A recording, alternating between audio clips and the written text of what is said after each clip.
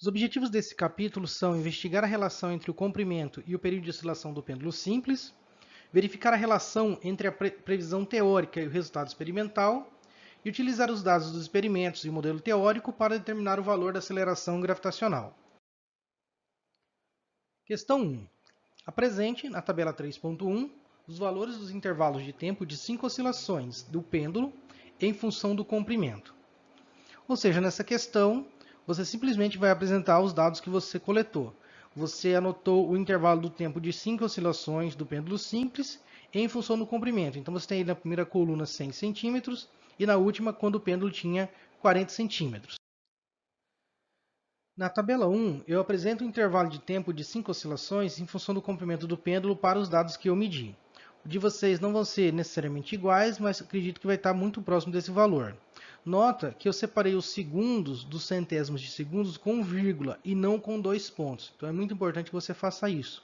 Coloque o valor do tempo com 2 casas depois da vírgula. É dessa forma que você deve apresentar uma tabela que contém a legenda, os valores de tempo com 2 casas. Questão 2. Utilizando os valores dos intervalos de tempo de 5 oscilações, calcule o período de oscilação tal para cada diferente valor de comprimento, ou seja, tal igual a ΔT dividido por 5. Apresente os resultados na tabela 3.2. Então, na tabela 3.2, você tem agora o período de oscilação. O tempo que você mediu na questão 1, que você anotou na questão 1, é o tempo de 5 oscilações. Agora ele quer o período de oscilação. Para isso, basta você pegar cada valor e dividir por 5 e apresentar os resultados na tabela 3.2. Essa questão pede que nós calculemos o período de oscilação para cada medida que nós fizemos. Nós fizemos 5 medidas para cada comprimento de onda do intervalo de 5 oscilações. O período nada mais é do que esse intervalo de tempo dividido pelo número de oscilações, ou seja, cada tempo desse dividido por 5. Para fazer isso, você clica em uma célula, coloca o sinal de igual, seleciona o primeiro valor, dividido por 5, e Enter. Agora você vai clicar e arrastar para calcular isso para os 5 valores. Clica aqui novamente e arrasta para a direita para calcular para cada comprimento. Nota que nós temos muitos algarismos aqui que não são significativos. Nós vamos fazer o seguinte, nós vamos selecionar todos esses dados e vamos deixar apenas com 2 casas decimais, que coincidentemente vai dar o mesmo número de algarismos significativos que nós temos nos dados iniciais da primeira tabela. Agora, para finalizar, você vai copiar esse dado como tabela e colocar no relatório, na folha de resposta, com a legenda do que significam esses dados. Como resposta da questão 2, você vai ter uma tabela que tem agora o período de oscilação para cada medida, para cada diferente comprimento. É importante você notar que você tem que ter o mesmo número de algarismos significativos que você tinha na tabela da questão 1. Ou seja, lá eu tinha 3 algarismos significativos, e na questão 2 eu continuo com 3 algarismos significativos. Nesse caso, coincidentemente, eu vou ter 2 casas após a vírgula. É importante que você apresente o resultado dessa maneira, com o mesmo número de algarismos significativos dos dados originais que você pegou, que no caso foi um intervalo de 5 oscilações. Nessa tabela você tem o período, que é aquele intervalo dividido por 5, as 5 medidas que você fez para cada comprimento. Questão 3. Calcule o valor médio e o desvio padrão do período de oscilação em relação a 5 repetições para cada diferente valor de comprimento. Apresente os resultados conforme mostrado na tabela 3.3.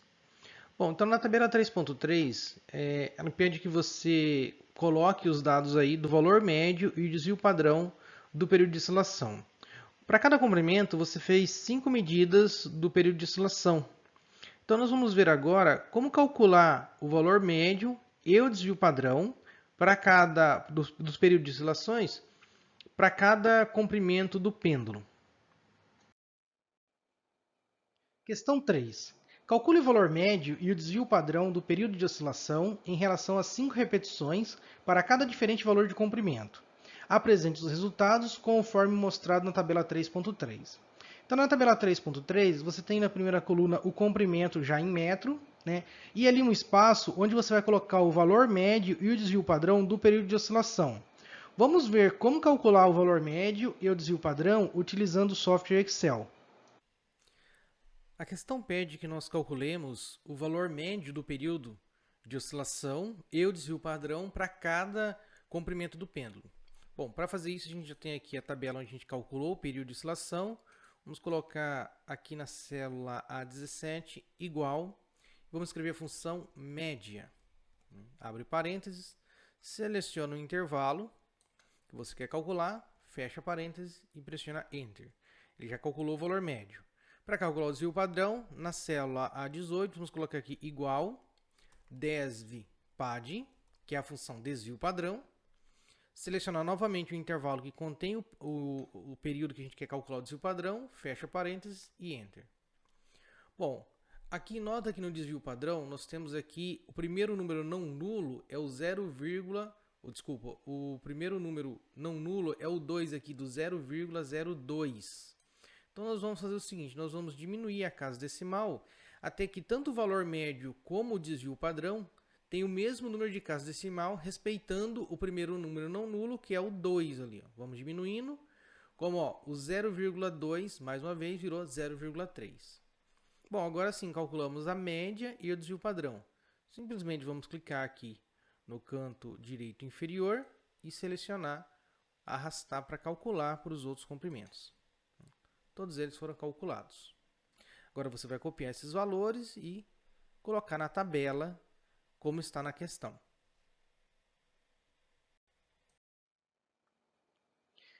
Nessa tabela, eu apresento o resultado da questão 3 para os dados que eu medi. Os dados de vocês, obviamente, vai ser diferente. Então, ali na primeira coluna eu tenho o comprimento, né, 0,4, 0,5, 0,6, 0,7 e assim por diante. E na segunda coluna eu tenho o valor médio e o desvio padrão do período de oscilação para cada diferente comprimento. É dessa forma que você deve apresentar o resultado final, ou seja, uma tabela com legenda e com os dados, com as incertezas representado nesse caso pelo desvio padrão do período de oscilação. Questão 4, item A. Com base nos dados obtidos na tabela 3.3, confeccione o gráfico do valor médio do período de oscilação com um desvio padrão em função do comprimento. B. Utilizando a equação tal igual a ax elevado a c, faça um ajuste do gráfico e determine o valor do parâmetro c e sua incerteza. Item C. O resultado obtido com o ajuste concorda com a previsão teórica? Justifique sua resposta. Bom, a questão 4 ela tem 3 itens. O primeiro é fazer um gráfico. O gráfico é do período médio de oscilação em função do comprimento.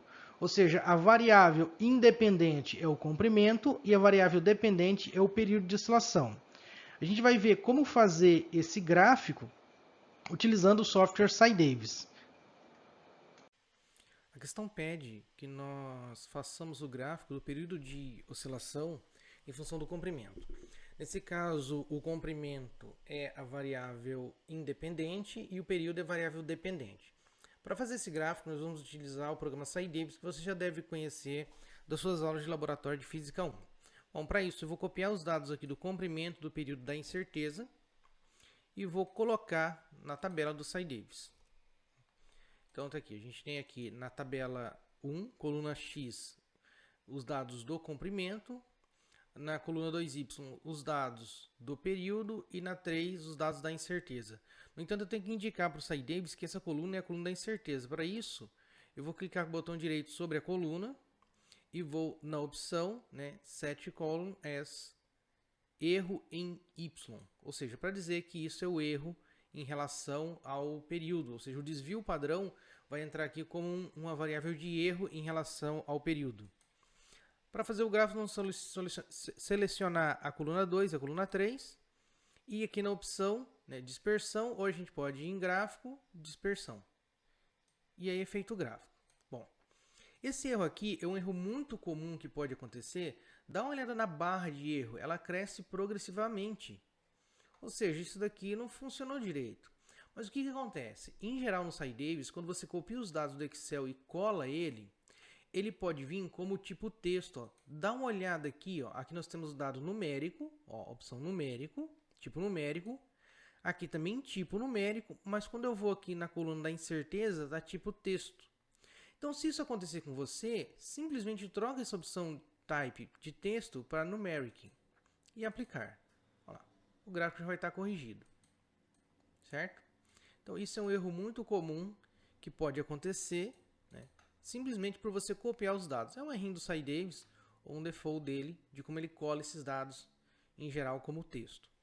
O próximo passo do vídeo vai ser a gente fazer o ajuste e, por fim, a formatação desse gráfico. Na parte B da questão, você tem que fazer o ajuste do gráfico utilizando a equação tal igual a ax elevado a c. O que essa questão quer que você faça? Ela quer que você descubra qual é a relação entre o comprimento e o período, ou seja, qual o período, essa curva que a gente vê aqui na tela. Eu tenho o período em função do comprimento. Essa relação, o período é igual ao comprimento elevado ao quadrado, é o comprimento elevado a meio. O que é isso? Então, em resumo, é isso que a questão pede para você. Ela pede para você determinar, fazer um ajuste, determinar quais são os parâmetros, né, que ajustam melhor essa curva. Para isso, você vai clicar na barra do gráfico, vai no menu Análise, opção Assistente de Ajuste. Na opção Assistente de Ajuste, você vai procurar aqui a janela Categoria e clicar na opção Definida pelo usuário. Vamos colocar aqui embaixo um nome para a função. Então, eu vou chamar ela de pêndulo. Essa função tem dois parâmetros, ela tem A e C. Então, eu vou tirar a letra B, vou colocar C. E aqui nessa caixa grande, a gente vai digitar a equação. Então, a equação é A vezes X, que é asterisco X, elevado é o símbolo do acento circunflexo, espaço C. Então, está definida a equação. Vamos clicar aqui na opção Salvar. E nota quando eu clico em Salvar, já vai aparecer aqui na janela Função, o nome da função pêndulo, e na janela Expressão, a expressão matemática que representa essa função. Para continuar o ajuste, você deve marcar aqui a opção Ajustar com função definida por usuários e clicar no botão Ajustar. Bom, nessa tela do assistente de ajuste, procure aqui a opção Algoritmo e troque esse algoritmo Levenberg-McQuarrie por o Simplex, que é o último que vai aparecer aqui na janela do SciDavis. O que você deve fazer aqui é ir na opção Fonte de erros em Y e colocar a opção Erros associados. Feito isso, você vai em Saídas personalizadas e aqui, nessa caixa Algarismos significativos, aqui pode ter um valor muito grande. Eu aconselho que você coloque 4 ou 5 no máximo aí. Tá? Depois a gente vai editar isso lá no gráfico. E é também interessante marcar essa opção aqui, colar parâmetros no gráfico. Deixa ela marcada. Essa opção é interessante. Clica no botão Aplicar, depois que você fez as alterações, no botão Ajustar. E aqui no assistente de gráfico, clica no botão Ajustar e depois Fechar. Nota que nessa janela aqui apareceu a janela Registro de Resultados. Eu vou fechar ela. Né? E aqui está o gráfico. Está o gráfico e aqui está uma tabela, né? Uma legenda do que são os pontos e do que significa a linha. E aqui está uma tabelinha dos dados que ele obteve. Né? Então ele mostra aqui que o conjunto de dados foi da tabela 1, coluna 2, usou essa função. Esse Q quadrado e R2 são parâmetros de qualidade do ajuste. E aqui está o parâmetro A, né, 2,011, mais ou menos 0,02039. Ou seja, esse segundo valor aqui, que está depois do sinal do mais ou menos, ele indica incerteza do valor do parâmetro A e aqui o valor de incerteza do parâmetro C. Bom, você fez o ajuste, o próximo passo então vai ser a gente aprender como formatar esse gráfico para apresentar ele na folha de respostas. Agora você precisa formatar esse gráfico para apresentar ele na folha de respostas. Para isso, o que a gente vai fazer? Primeira coisa que a gente vai formatar são os eixos. Então você clica aqui na área do gráfico, pode na opção Formatar e Eixos. Aparecem opções gerais do gráfico.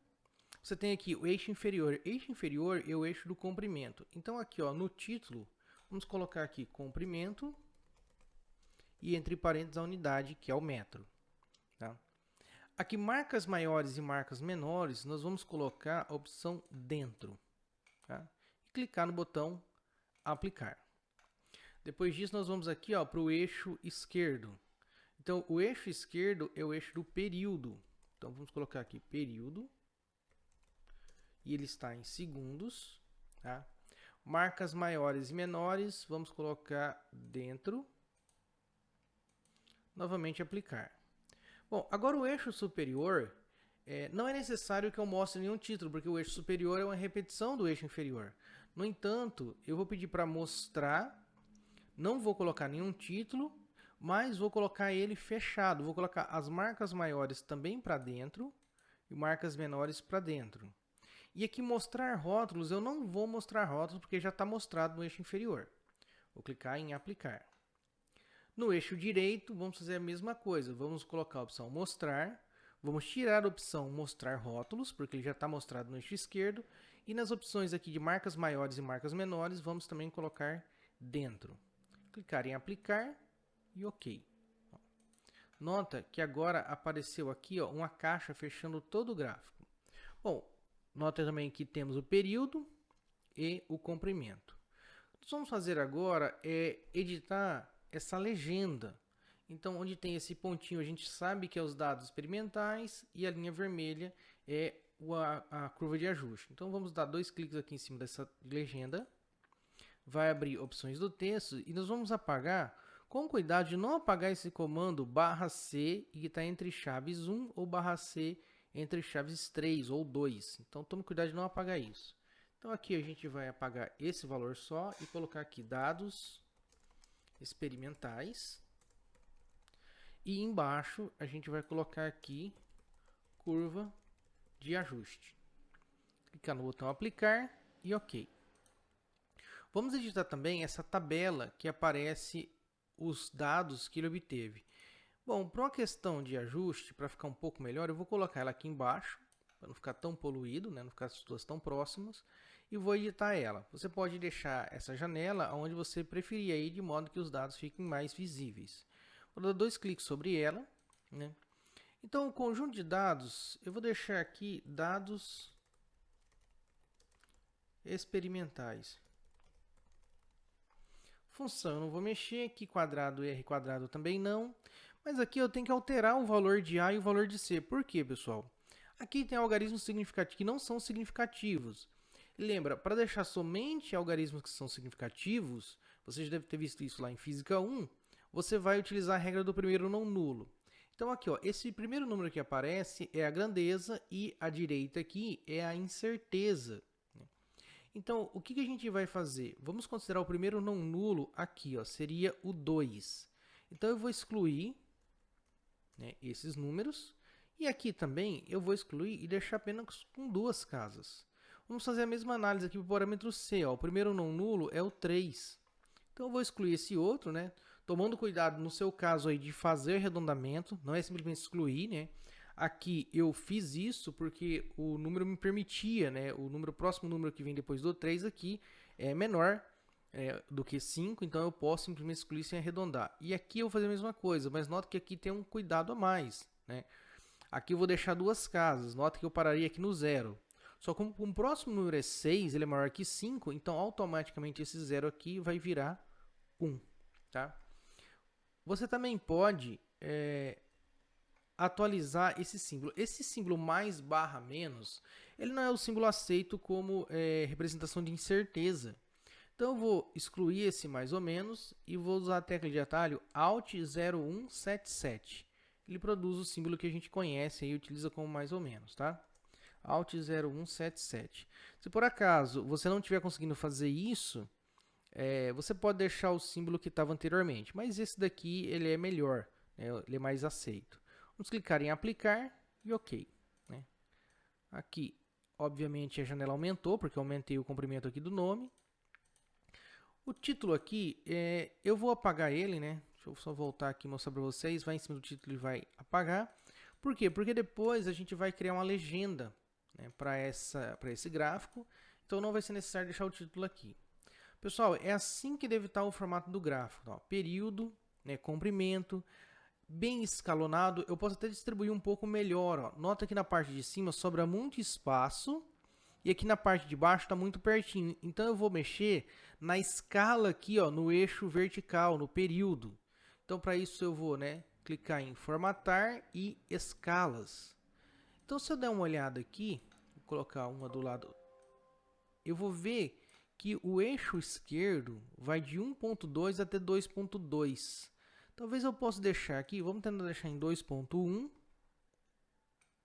Clicar em aplicar. Deu uma melhorada, né? Eu posso fazer talvez a mesma coisa no eixo direito, no eixo inferior, né? Para deixar essas distâncias aqui, se elas estivessem muito diferentes uma da outra, também poderia fazer isso. Mas nesse caso aqui, eu vou deixar a atualização somente no eixo esquerdo mesmo. Vou clicar em aplicar e OK. Agora está aqui, eu vou recolocar essa janelinha para ficar um pouco melhor. Tá ali, isso aqui está perfeito. Agora, o passo é a gente copiar esse gráfico e colar no Word, tá? É importante, para você fazer isso, não maximize a área do gráfico, tá? Ó, se você clicar aqui em maximizar, não faça isso, não copie ele assim, tá? Deixa ele nesse padrão, vem aqui na área do gráfico, clica com o botão contrário, copiar, janela. Agora você vai lá abrir o Word, tá aqui o Word, e você vai colar o gráfico, dá um Ctrl V. Tá aqui o gráfico, tá colado. Bom, uma vez que está no Word ou no seu editor de texto, você vai colocar uma legenda, tá?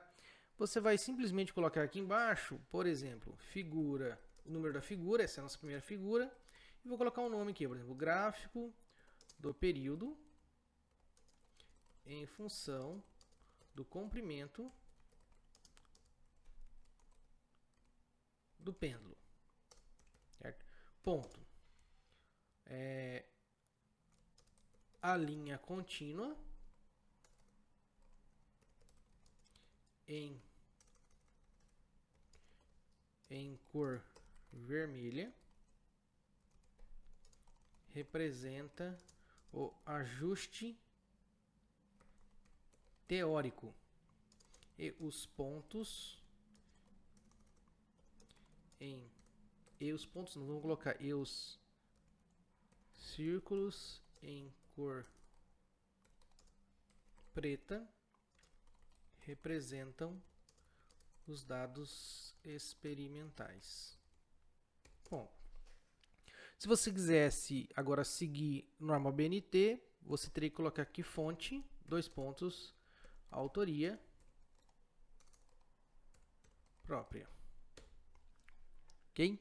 Então é dessa forma que você deve colar o seu gráfico. Nota, ó, que os valores são legíveis, né? As fontes utilizadas no gráfico são compatíveis com o tamanho de fonte utilizado. Não precisa ser a mesma fonte, tá?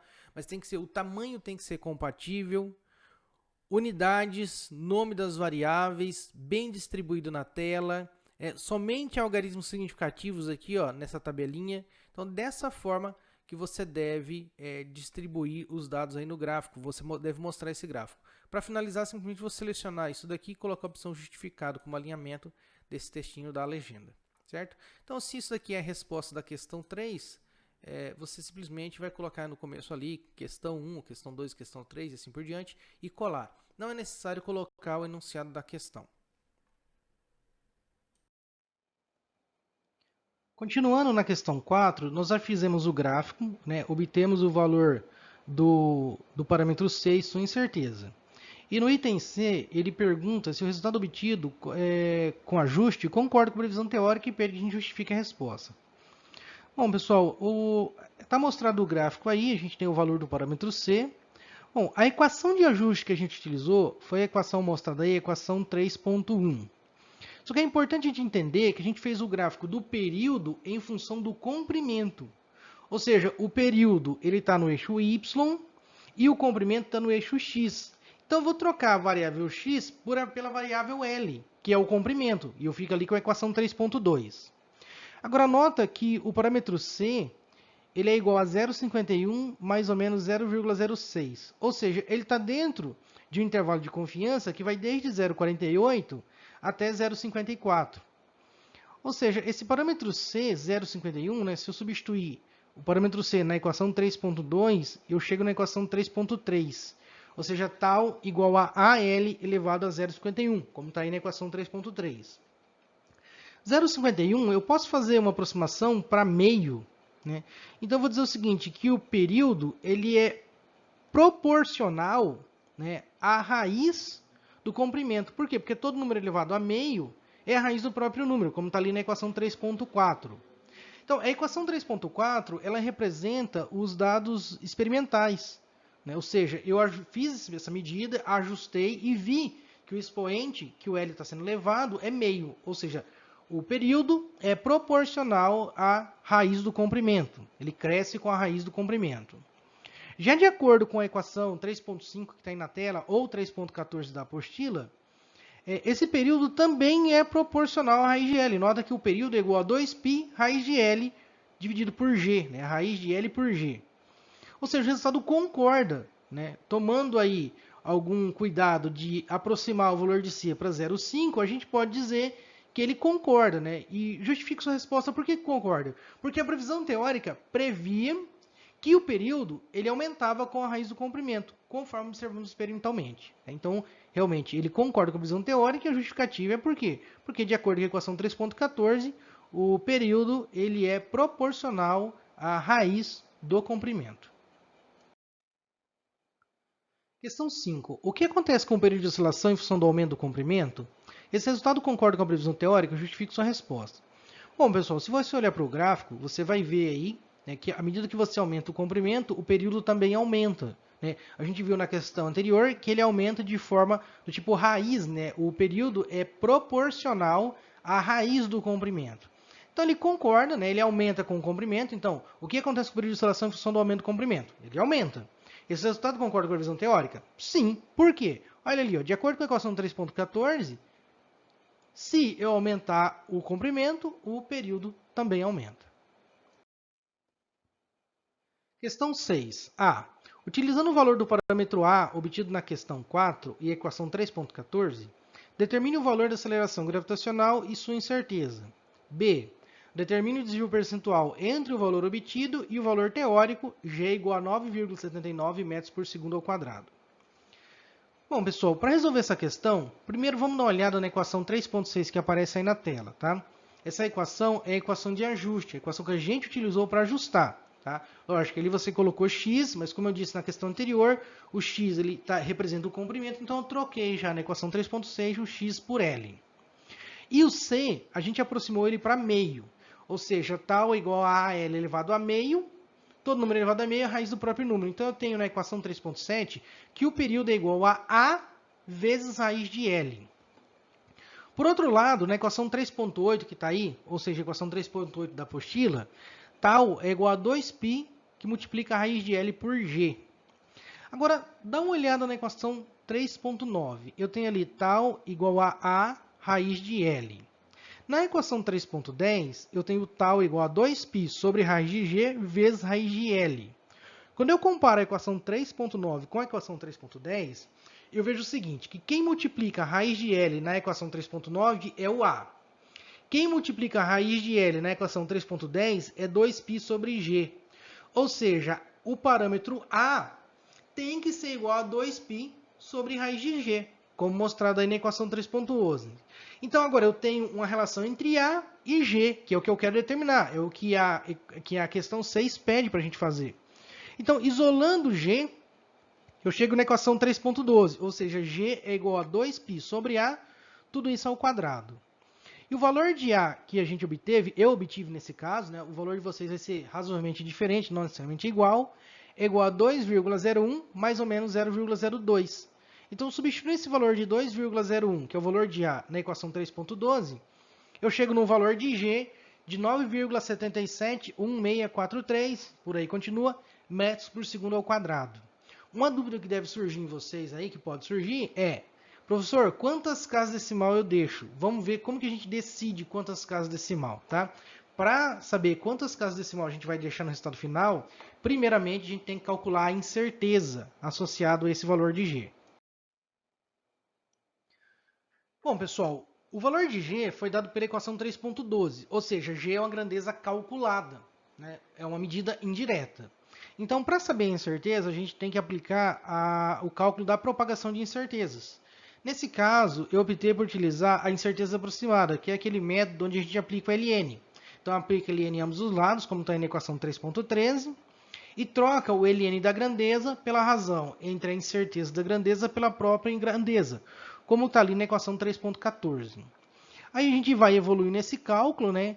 Eu vejo ali que eu tenho o ln de 2π. 2π não é uma grandeza mensurável, não é uma medida.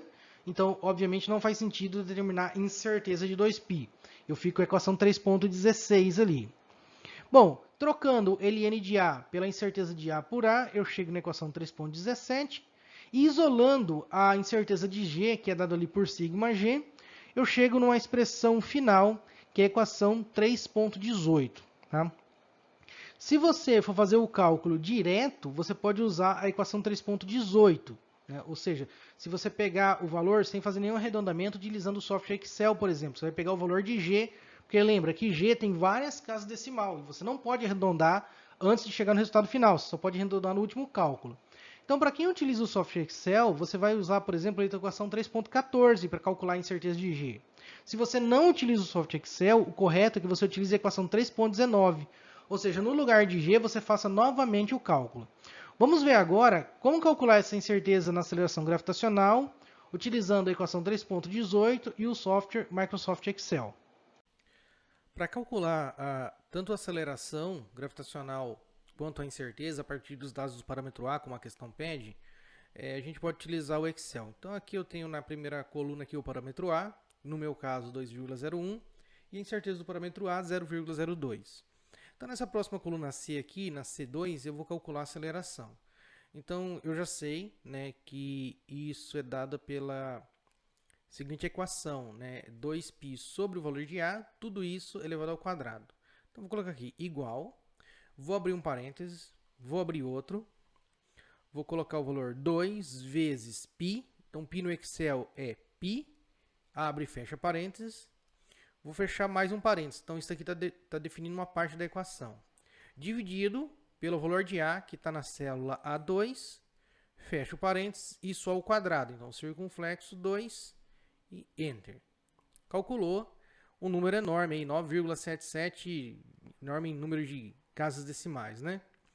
Como eu falei anteriormente, quem vai definir quantas casas decimais vai ficar nessa grandeza, na aceleração, é a incerteza da aceleração. Então, por meio da fórmula da propagação de incerteza aproximada, nós vamos calcular. Então, fica igual, vamos abrir aqui, 2 vezes o valor da aceleração, que está na célula C2, vezes, vou abrir um parênteses aqui, o valor da incerteza do parâmetro A, que está na célula B2, dividido pelo valor do parâmetro A, que está na célula A2. Fecha o parênteses e aqui está o valor da incerteza. Nota que ele também tem bastante casa decimal, mas mais uma vez, né, vamos deixar claro, quem é que vai definir quantas casas? São os números de algarismos significativos. Para isso, a gente usa a regra do primeiro não nulo. Na incerteza, então quando eu olho para a incerteza aqui, 0,1944, olhando da esquerda para a direita, o primeiro não nulo é o 1.